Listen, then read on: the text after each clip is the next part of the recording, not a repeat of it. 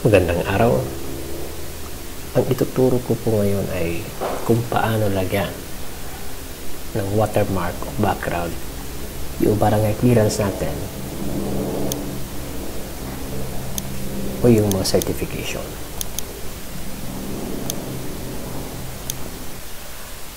Ang unang kailangan po natin ay ang barangay logo na gagamitin natin para sa watermark.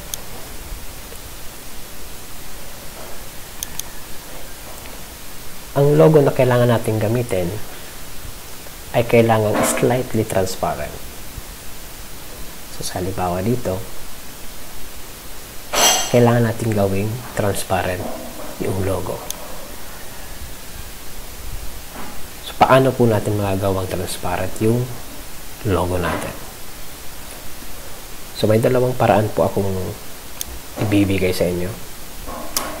Una,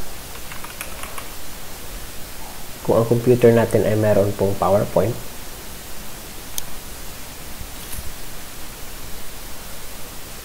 pwede po natin itong gamitin para gawing transparent yung logo natin. And I think sa Word po is meron ding option na ganito. Ang gagawin lang natin, insert lang natin yung logo or yung picture dito sa ating PowerPoint. So, hanapin lang natin. Ito po yung barangay logo. Okay. So, gagawin lang natin dito na sa taas. Under ng picture format, mayroon po dito transparency option. So, pipiliin na natin dito. Pwede natin gawin 80% yung transparency niya. Ayan. Then, pag nag-transparent na po siya, ang gagawin natin, i-right click lang natin and save as picture. So, ilagay natin lang sa flash drive. Itabi po natin siya dito sa barangay logo. Original na barangay logo natin. And i-rename lang natin. Lagyan natin ang pangalan na transparent. Then, save. So, close ko na yung PowerPoint. Okay, huwag na po natin i-save. Now, dito, andito na po yung barangay logo transparent. So, mapapansin natin, i-click natin ito, medyo nagtatransparent siya. So, ito yung original and ito yung transparent na logo. Okay, so now, paano natin ilalagay sa system natin yung logo? Okay, dito sa Pinterest natin, may ilalagay po natin yung watermark natin dito sa utilities and then report template settings. So, dito po siya under ng report background. So, click lang natin yung report background and nandito yung option. So, ito yung clearance middle background image.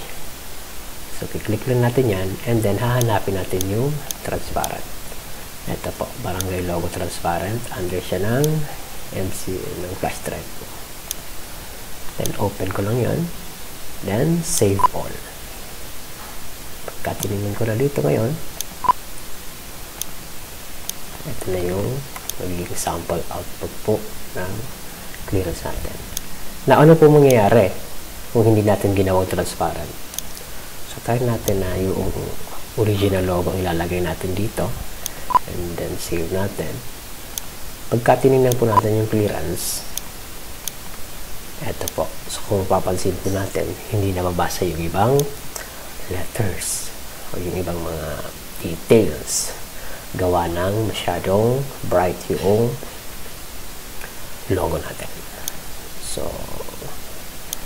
depende po sa atin kung gusto nyo gawing mas lighter yung transparency noong natin gamit yung PowerPoint.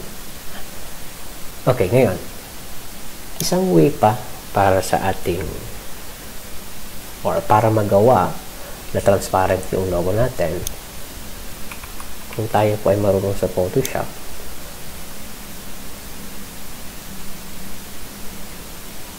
para po dun sa mga marunong mag-Photoshop, pwede po natin gamitin yung Photoshop. So, I think I can just open it. Open lang natin yung logo. Itong logo na to. And then, i-open ko.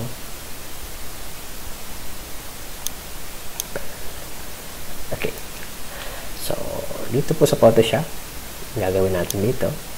Click lang natin yung layer na nandito. And then, dun sa fill, so, pwede natin gawin 30% yung fill natin. Itong fill na ito. Or the opacity, pwede rin. I would mas prefer ko po yung fill. Okay. So, pagka nabawasan na po natin yung fill, pwede po natin siyang i-export. So, I think, quick export. Pwede na po yung quick export. Now, doon ko po ulit siya ilalagay sa aking flash drive. So, I think, lagyan ko lang dito ng PS to identify na galing to sa Photoshop. Okay, save. So, pagbalik ko ngayon dito, ka-inopen ko, and then ito galing sa PS. So, kung makapansin natin, medyo mas ito yung output niya. Pag open natin, yan. Tayo dito sa option. Then, almost same or same lang naman po yung magiging output niya. So, yun po. Pwede rin natin bawasan pa kung gusto natin. Mas tipid sa ink, pwede rin. Okay, so yun lamang po. Maraming salamat.